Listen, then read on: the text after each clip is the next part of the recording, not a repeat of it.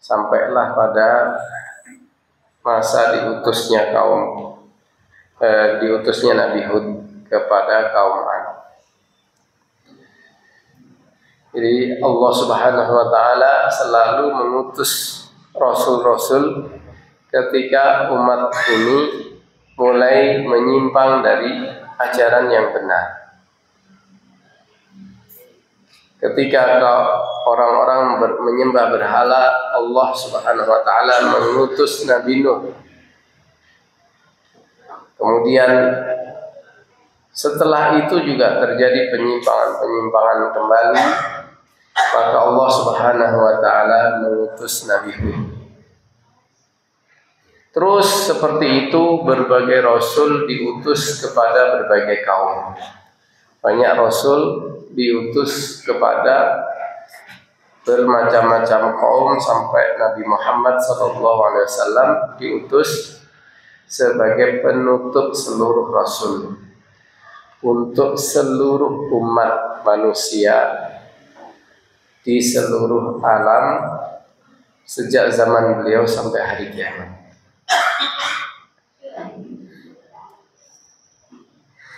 Wa ila 'adin akhahum Huda. Dan kami telah mengutus kepada kaum Ad saudara mereka Hud.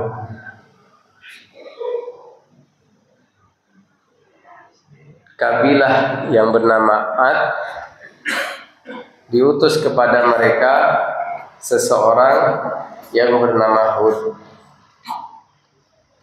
Dan Hud ini adalah termasuk dari kalangan kaum Ad itu sendiri. Bahkan biasanya para nabi diutus dari kalangan yang bernasab mulia di suatu kaum. Sebagaimana Nabi Muhammad SAW diutus dari nasab yang mulia dari kalangan Arab. Setiap rasul diutus dari kalangan yang bernasab mulia.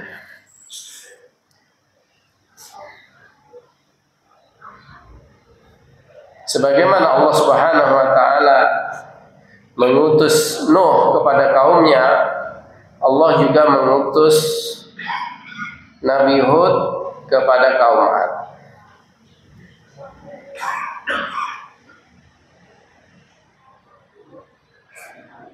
Wa ila 'adin akhahum Huda. Qala ya qaumi ibudullaha ma lakum min ilahin ghairuh. Hud berkata kepada kaumnya, wahai kaumku, beribadahlah kepada Allah, tidak ada bagi kalian Tuhan yang berhak untuk diibadahi selainnya. Afala tattaqun, tidakkah kalian bertakwa? Tidakkah kalian takut kepada azab Allah dan murkanya? Jadi kaum Ad ini sudah menyimpang dari ajaran tauhid. Mereka beribadah kepada berhala-berhala, sehingga Allah mengutus Nabi Hud untuk mengingatkan mereka. Peringatan yang paling pokok adalah mengembalikan mereka supaya beribadah kepada Allah Subhanahu wa taala. Itu inti dakwah semua rasul sama. Tidak ada satupun rasul kecuali mengajak kembali beribadah kepada Allah. Dari zaman dulu sampai Nabi Muhammad SAW, inti dari ajaran Rasul adalah beribadah hanya kepada Allah. Kalau kemudian ada orang yang mengaku pengikut Rasul kok mengajak beribadah kepada selain Allah, berarti dia sudah menyimpang dari ajaran Rasul. Ibadah itu hanya kepada Allah. Apakah mungkin terjadi penyimpangan? Mungkin. Zaman dulu ada penyimpangan, zaman sekarang juga ada penyimpangan. Maka inti dari dakwahnya para rasul adalah beribadah hanya kepada Allah. Inti dari ajaran Nabi Muhammad juga adalah qaulu la ilaha illallah. Orang masuk Islam dengan mengucapkan syahadat la ilaha illallah Muhammad Rasulullah. Aku bersaksi bahwa tidak ada Tuhan selain Allah dan bahwa Muhammad adalah utusan Allah. Ini pokok ajaran yang tidak akan berbeda semua Rasul. Ibadah itu hanya boleh diberikan kepada Allah Subhanahu wa ta'ala. Dan ini akan menjadi tema yang harus kita pegang sampai akhir hayat kita. Setiap umat harus memeriksa apakah dia sudah beribadah kepada Allah dan tidak mempersekutukannya. Jadi bukan hanya beribadah kepada Allah tapi sambil menyekutukan, sambil beribadah kepada selain Allah, tetapi murni ibadah itu hanya kepada Allah. Malakum min ilahin ghairuh, kalian tidak memiliki Tuhan selain Allah. Kalau yang menciptakan langit dan bumi itu hanya Allah, kenapa ada yang diibadahi selain Allah? Apa haknya? Apa haknya? Semulia apapun selain Allah itu, apa haknya untuk diibadahi? Dia tidak menciptakan, dia tidak memelihara, tidak memberi rezeki, tidak memiliki kekuasaan mutlak. Semua itu diciptakan, dipelihara, diatur oleh Allah Subhanahu wa ta'ala. Maka hak untuk ibadah itu hanyalah kepada Allah Subhanahu wa ta'ala. Dan ini inti ajaran yang seharusnya kita perjuangkan terus. Orang-orang yang bisa mentahqiq tauhidnya, di dalam satu riwayat dikatakan man haqqaqat tauhid yadkhulul jannah bighairi hisab. Di antara umat Nabi Muhammad itu ada 70.000 umat, 70.000 orang yang masuk surga tanpa hisab. Ada orang yang masuk surga setelah masuk neraka. Ada orang yang masuk surga setelah dihisab dengan hisab yang mudah. Ada 70.000 umatnya Nabi Muhammad yang masuk surga tanpa hisab. Mereka itu adalah orang-orang yang tauhidnya sempurna, bersih dari kesyirikan. Humul ladzina la yastarquna wa la yaktawuna wa la yatatayyaruna wa ala rabbihim yatawakkalun. Jadi tauhid uluhiyah rububiyahnya murni hanya kepada Allah Subhanahu wa ta'ala. Ibadahnya hanya kepada Allah. Keyakinannya tentang Tuhan pencipta, pemelihara, pemilik, penguasa, pemberi rezeki, yang memberi hidup dan mati, menyehatkan dan memberi sakit, semua itu Allah Subhanahu wa ta'ala. Seseorang yang mempunyai keyakinan seperti itu dan beribadah hanya kepada Allah, berdoa kepada Allah, menyembelih hanya untuk Allah, salatnya untuk Allah, inna salati wa nusuki wa mahyaya wa mamati lillahi rabbil alamin. Itulah orang yang mentahqiq, merealisasi tauhid. Orang yang sempurna tauhidnya itu akan masuk surga tanpa hisab. Ada 70.000 di kalangan umat Nabi Muhammad SAW.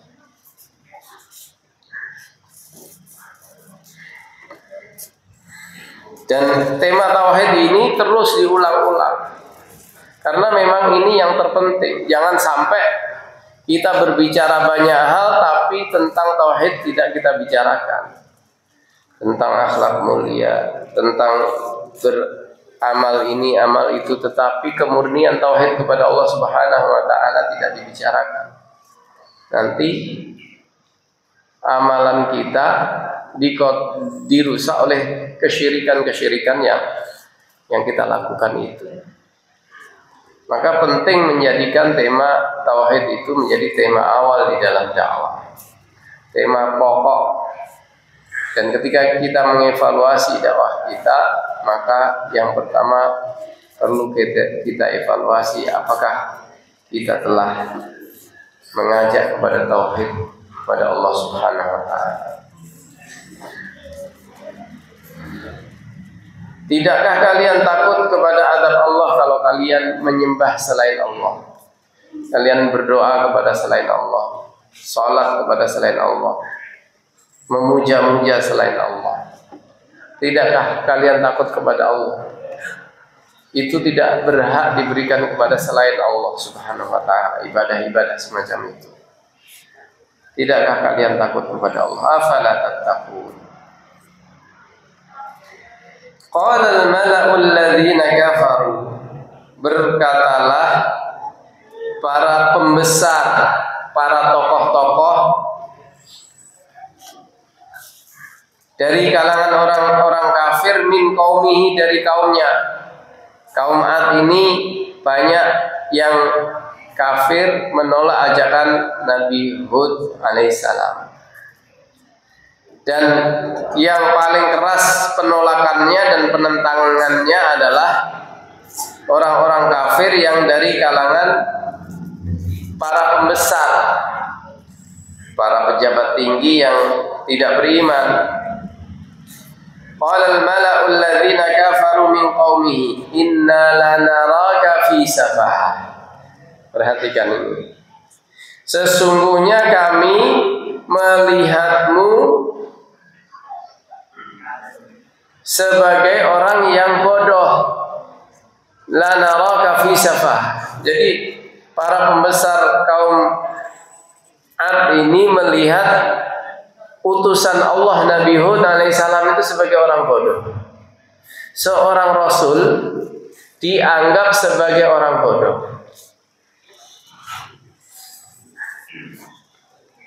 Tidak semua orang yang menganggap orang lain bodoh itu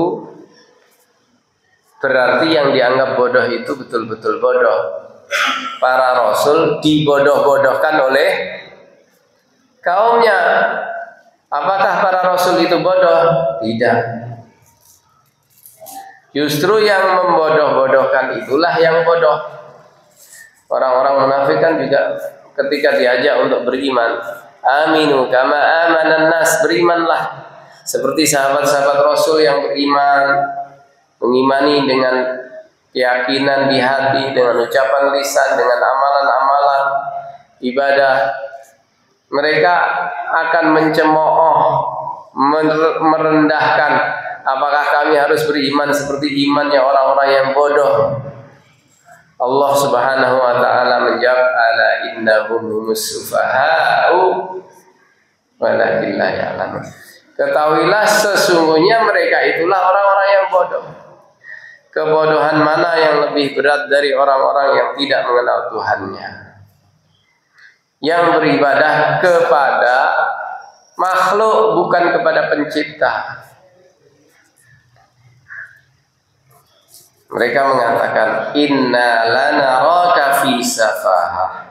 Sungguh kami melihatmu, kami mengetahui, meyakini bahwa engkau benar-benar orang bodoh. Dengan dakwah yang engkau lakukan, engkau mengajak kami untuk beribadah kepada Allah, meninggalkan Tuhan-Tuhan kami. Engkau ini orang yang kurang akal, bodoh. Selain itu, wa inna lanadhunnuka minal kadhibin. Sesungguhnya kami juga meyakini bahwa engkau termasuk orang-orang yang berdusta. Jadi mereka menganggap Rasul yang seorang yang paling jujur pun sebagai orang yang berdusta.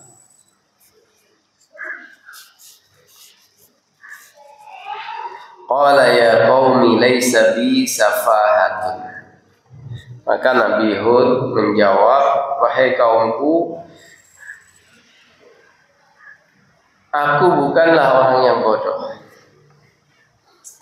Tidaklah pada diriku ini ada kebodohan. Laisa bi safahatun. Tidaklah pada diriku ini ada kebodohan. Tidaklah ada kekurangan pada akalku. Walakinni rasulun min rabbil alamin. Akan tetapi aku adalah seorang utusan dari Tuhan semesta alam. Kalau Nabi Nuh, Nabi Hud, kemudian para nabi dan rasul yang lain mengajak kepada ajakan yang berbeda dengan kecenderungan kaumnya, karena memang para nabi dan rasul ini menerima ilmu dari wahyu dari Allah Subhanahu wa taala, sehingga mengetahui apa yang tidak diketahui oleh kaumnya. Sementara kaumnya tidak mengetahui. Kadang-kadang memang ada orang yang bodoh tapi merasa pandai. Kalau Imam Ghazali mengatakan jahilun walam yadri annahu jahil. Ada orang bodoh yang tahu bahwa dirinya bodoh. Jahilun wa huwa yadri annahu jahil. Ada orang bodoh yang tahu bahwa dia bodoh. Ada orang yang bodoh tetapi dia menyangka dirinya pandai. Dia anggap orang-orang yang pandai itu bodoh. Ya, ini contohnya orang kafir yang menganggap para rasul itu bodoh atau menganggap orang-orang beriman itu bodoh. Mereka itu adalah orang-orang yang bodoh tetapi tidak merasa bodoh. Walakinni rasulun min rabbil alamin. Sesungguhnya aku, akan tapi aku adalah utusan Allah dari Tuhan semesta alam. Rasulun, aku adalah utusan min rabbil alamin, dari Tuhan semesta alam.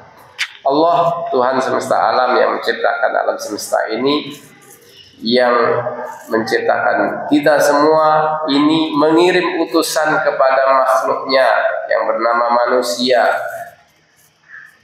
untuk disampaikan kepada mereka risalah Allah Subhanahu wa taala sebagai kasih sayangnya. Uballighukum risalati rabbi, aku menyampaikan kepada kalian risalah-risalah Tuhanku, pesan-pesan dari Allah Subhanahu wa taala, pemilik dan pencipta alam semesta. Aku sampaikan kepada kalian pesan-pesan dari Sang pemilik alam semesta, pemilikku, penciptaku, pemeliharaku. Wa ana lakum nasihun amin, dan aku bagi kalian adalah seorang pemberi nasihat aminun, yang terpercaya. Orang yang memberi nasihat itu ada dua. Ada orang yang memberi nasihat tulus, ada orang yang memberi nasihat tapi jelongkrongke. Jadi dia menasihati tapi sebenarnya mendorong seseorang untuk melakukan kesalahan yang lebih besar. Tetapi seorang rasul adalah seorang nasihun amin, pemberi nasihat yang terpercaya. Kalau pemberi nasihat yang berdosa itu seperti iblis ketika menasihati Adam. Dia mengatakan, inni lakumala minan nasihin. Ayo kamu makan aja buah khuldi itu. Kamu akan kekal abadi di surga. Kamu sudah direncanakan oleh Allah untuk diturunkan ke bumi. Supaya kamu tidak turun ke bumi, maka kamu makan buah ini, buah yang dilarang ini. Kamu akan menjadi malaikat dan kekal tinggal di surga. Nah, itu namanya nasihat yang menjerumuskan. Ada orang yang memberi nasihat tapi menjerumuskan. Akan tetapi para rasul adalah menyampaikan risalah dari Allah Subhanahu wa taala. Nasihatnya adalah nasihat yang tulus, nasihatnya adalah nasihat dari seseorang yang bisa dipercaya.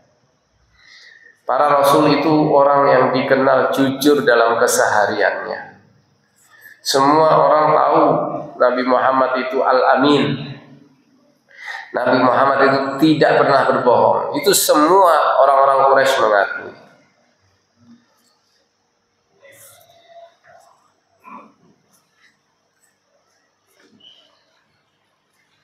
Orang memberi nasihat itu harusnya memang murni memberikan sesuatu yang memberikan kemanfaatan bagi yang dinasihati. Seperti orang yang menyaring madu ya. Nasahtul asala artinya adalah menyaring madu supaya jernih. Atau nasahtus sauba, aku menambal pakaian. Jadi orang menasihati itu ibarat orang yang menambal pakaian. Dia melihat seseorang dalam kekurangan atau kesalahan, dia berusaha agar orang itu menutup kesalahannya. Atau dia melihat kotoran pada atau sesuatu kesalahan pada seseorang, dia ingin agar orang itu bersih dari kesalahan itu. Itulah pemberi nasihat yang sesungguhnya. Dan para rasul adalah para pemberi nasihat yang bisa dipercaya. Dari kesehariannya, dari ucapannya sehari-hari, para rasul itu adalah orang-orang yang jujur, bukan para pembohong. Awa'ajibtum an ja'akum dzikrum min rabbikum. Apakah kalian heran? Apakah kalian merasa heran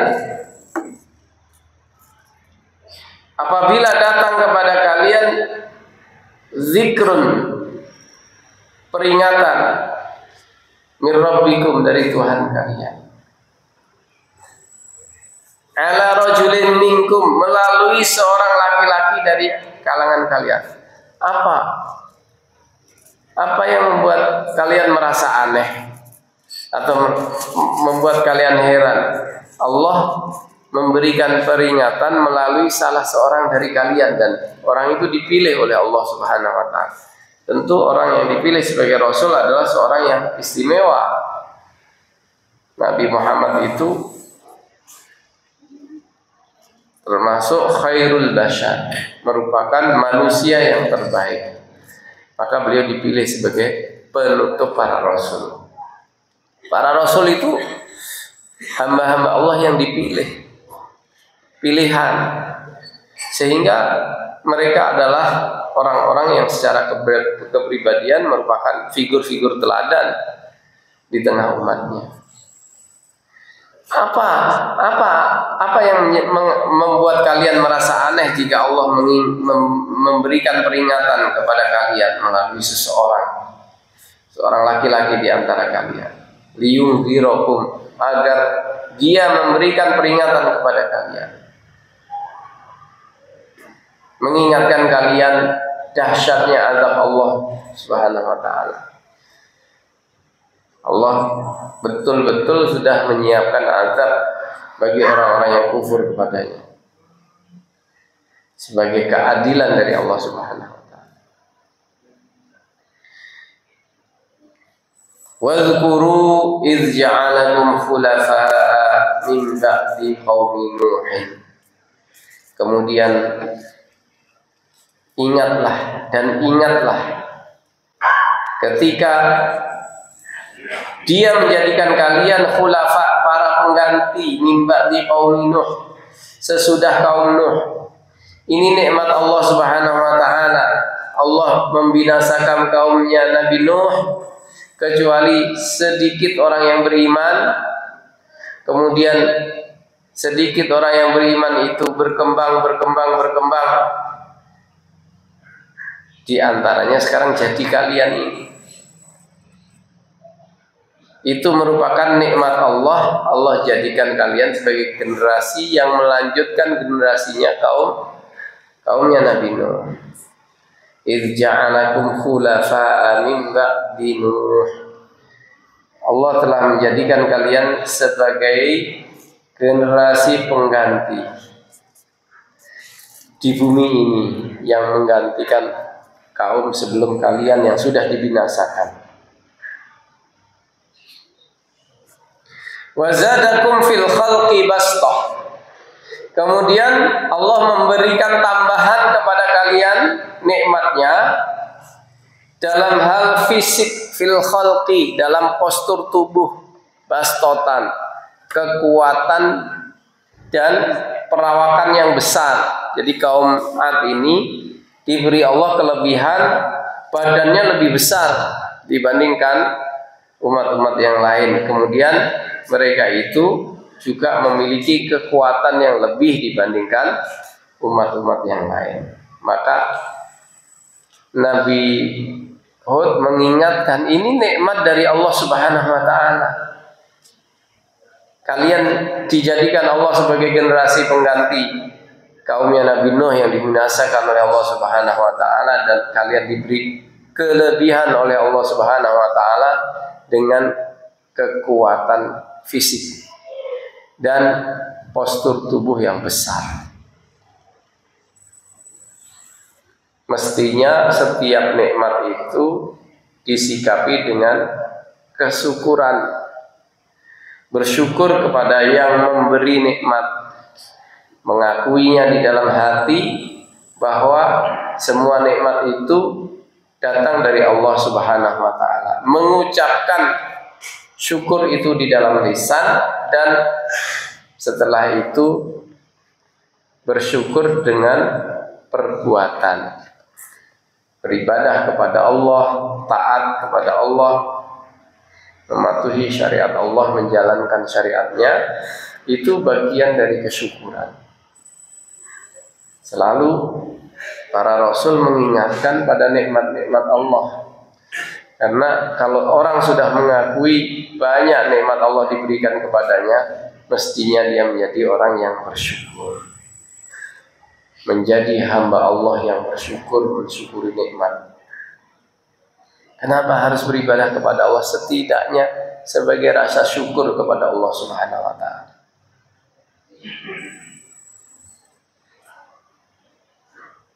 Afala akunu 'abdan syakura.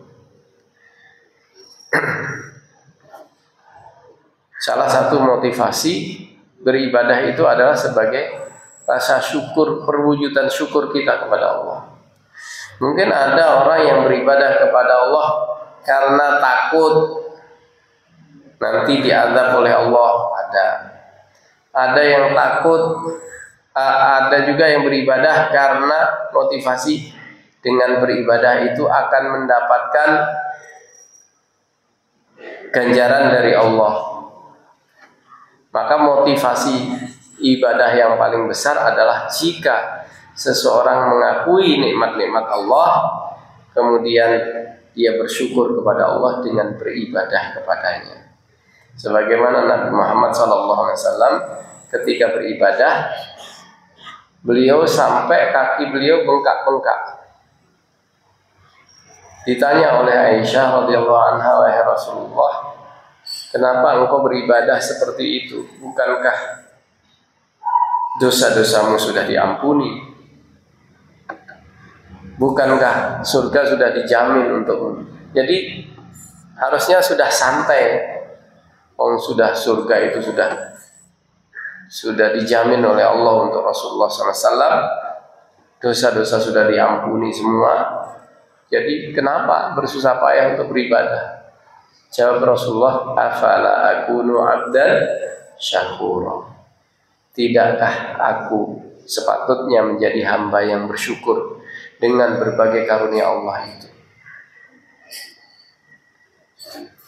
Maka mengingat nikmat-nikmat Allah itu bagian dari jalan kita untuk bersyukur, dan dengan begitu kita menjadi hamba Allah yang betul-betul beribadah kepada Allah. Itu merupakan motivasi ibadah yang sangat baik.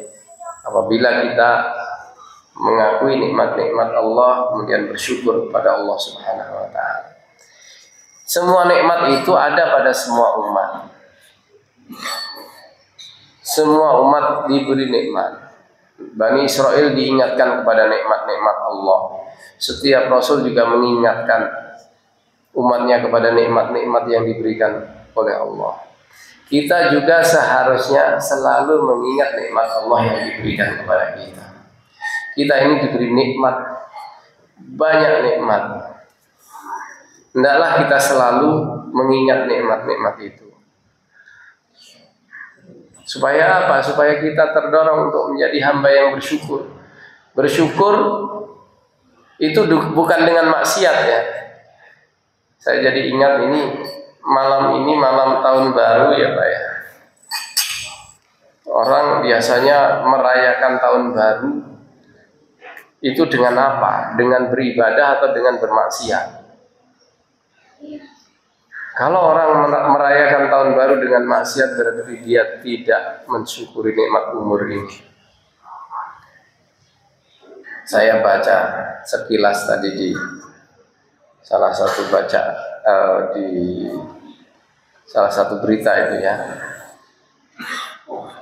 Di malam tahun baru itu penjualan kondom meningkat. Dan pembelinya anak-anak muda usia 17 sampai 30.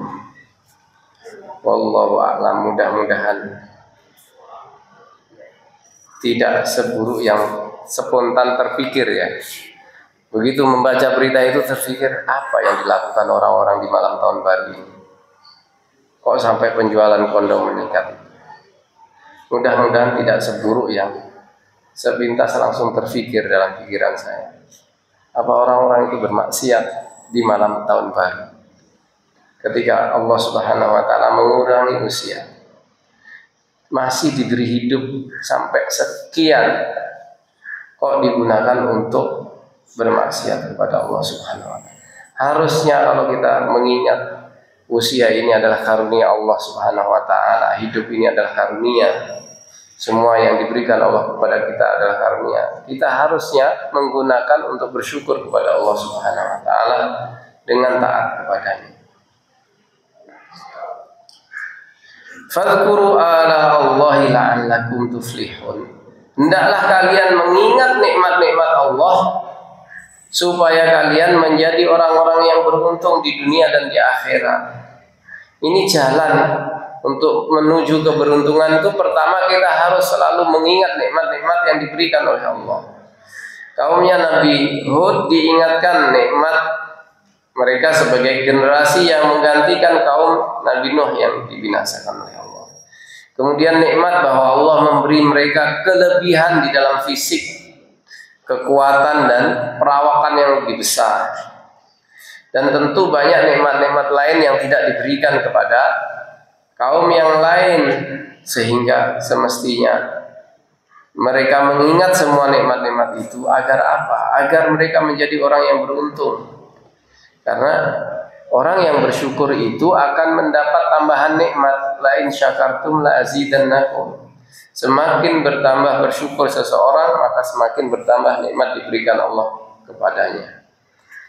Orang yang semakin banyak mengingat nikmat-nikmat Allah, bersyukur kepada Allah, maka dia akan beruntung di dunia dan di akhirat. Fadhkuru ala Allahi la'allakum tuflihun. Ingatlah nikmat-nikmat Allah kepada kalian agar kalian bersyukur, agar kalian menjadi orang-orang yang beruntung. Kalau Rasulullah SAW mengajarkan supaya kita menjadi orang yang bersyukur, diantaranya mengucapkan pada pagi hari dan sore hari, Allahumma ma asbahabi min nikmatin aw bi ahadin min khalqika faminka wahdaka la syarika laka falakal hamdu wa lakas syukru. Kalau di sore hari juga mengucapkan begitu, Allahumma ma amsabi min nikmatin aw bi ahadin min khalqika faminka wahdaka la syarika laka falakal hamdu wa lakas syukru. Ya Allah, pada pagi hari ini kalau ada satu nikmat yang ada pada diriku atau pada seseorang di antara makhlukmu, maka nikmat itu pastilah datang darimu. Maka segala puji bagimu dan syukur hanyalah untukmu. Begitu. Qalu ajitana lina'budallaha wahdahu wa nadhara ma kana abauna fa'tina bima ta'iduna in kunta minas shadiqin. Nasihatnya Nabi Hud itu sudah mengena sebenarnya, sudah pas, sudah tepat. Tetapi respon kaumnya tidak selalu seperti yang diharapkan. Mereka mengatakan, apakah engkau datang kepada kami supaya kami beribadah kepada Allah saja, kemudian kami tinggalkan Tuhan-Tuhan yang biasa disembah oleh nenek moyang kami? Mereka tidak mau diajak seperti itu. Fa'tina bima ta'iduna in kunta minas shadiqin. Kalau begitu datangkan saja apa yang kamu ancamkan itu kepada kami jika kamu benar. Sudah, kalau kamu mengatakan menyekutukan Allah itu akan mengundang datangnya azab, datangkan saja azab itu. Jadi mereka semakin menantang. Datangkan saja azab itu. Qala qad waqa'a 'alaikum mir rabbikum rijsun wa ghadab. Maka Nabi Hud menjawab, sungguh telah menimpa kalian dari Tuhan kalian azab dan kemurkaan. Dengan ucapan yang seperti itu maka sudah pasti Allah menuliskan, memastikan bahwa azab dan murka Allah itu akan pasti menimpa kalian. Atujadilunani fi asma'in sammaitumuha antum wa aba'ukum. Apakah kalian mendebatku mengenai nama-nama yang kalian beri nama itu? Jadi Tuhan-Tuhan itu nama-namanya mereka yang memberi. Mereka memberi nama Tuhan-Tuhan itu sammaitumuha antum wa aba'ukum. Kalian memberi nama Tuhan-Tuhan itu, nenek moyang kalian yang memberi nama Tuhan-Tuhan itu, ma anzalallahu biha min sultan. Tidak ada argumen apapun yang diturunkan oleh Allah mengenainya. Bahwa ini Tuhan, mana nggak ada argumennya sama sekali. Kalian bikin nama-nama itu, kemudian kalian sembah sendiri. Apakah kalian mendebatku tentang peribadahan kepada Allah semata dengan alasan seperti itu? Fantadhiru inni ma'akum minal muntadhirin. Kalau begitu tunggulah, aku bersama kalian akan menunggu. Nah, jadi karena sudah tidak ada titik temu, ya tinggal menunggu saja kapan datangnya azab itu. Ini ucapan ini sekaligus merupakan ancaman Hud kepada umatnya. Fa'anjaynahu walladzina ma'ahu birahmatin minna. Maka kami selamatkan dia dan orang-orang yang bersamanya dengan rahmat dari kami. Wa qata'na dabiral ladzina kadzdzabu bi ayatina. Kami putus akar orang-orang yang mendustakan ayat-ayat kami. Jadi kami hancurkan semua, kami binasakan semuanya. Faqata'na dabiral haula. Faqata'na dabiral ladzina kadzdzabu bi ayatina. Orang-orang yang mendustakan ayat-ayat kami, kami binasakan semusnah-musnahnya, sehancur-hancurnya. Wa ma kanu mu'minin, dan mereka tidak akan beriman. Sudah di situ Allah sudah menetapkan mereka sudah ditutup hatinya, sudah dikunci mati, maka tinggal menunggu datangnya azab saja. Allah menyelamatkan orang-orang yang beriman, dan orang-orang yang kafir itu dibinasakan oleh Allah Subhanahu wa ta'ala. Wa ma kanu mu'minin, dan mereka tidaklah beriman. Allah kirimkan angin kepada mereka 7 malam 8 hari. Angin itu mengangkat mereka, kemudian setelah mengangkat mereka, membalik badan mereka, kepalanya di bawah, kemudian membentur ke tanah sehingga kepalanya hancur terpisah dari badannya. Dahsyat sekali angin itu. 7 malam 8 hari. Semua mereka hancur, ka'annahum a'jazu nakhlin khawiyah. Mereka seperti pohon-pohon kurma yang tumbang. Jadi banyak tubuh-tubuh tanpa kepala. Itulah balasan bagi orang yang sombong dengan kekuatannya tapi tidak bersyukur kepada Allah Subhanahu wa ta'ala. Dan kisah akan terus berulang. Kisah tentang orang-orang yang kufur nikmat akan selalu berulang. mereka bangga dengan kekuatan, dengan apa yang dimiliki, tidak mau bersyukur kepada Allah, maka Allah nanti akan mendatangkan azab kepada mereka. Sejarah pasti berulang. Nah, kita harus meniru yang mana? Maka tirulah orang-orang yang di atas siratal mustaqim, yang diberi nikmat oleh Allah, para nabi dan para pengikutnya. Memang menjadi pengikut nabi, pengikut kebenaran itu harus bersabar. Tapi pada akhirnya Allah Subhanahu wa taala memberikan keselamatan kepada mereka di dunia dan di akhirat. Demikian, ma'asyiral muslimin rahimakumullah, ayat-ayat yang kita baca tentang kisah kaum Ad dan Nabi Hud. Nabi Hud yang diutus oleh Allah kepada kaum Ad. Pada akhirnya kaum Ad dibinasakan oleh Allah disebabkan mereka tidak menerima ajakan Nabi Hud alaihissalam. Demikian, kurang lebihnya mohon maaf. Aku qouli hadza subhanakallahumma wa bihamdika asyhadu an la ilaha illa anta astaghfiruka wa atubu ilaik. Assalamualaikum warahmatullahi wabarakatuh.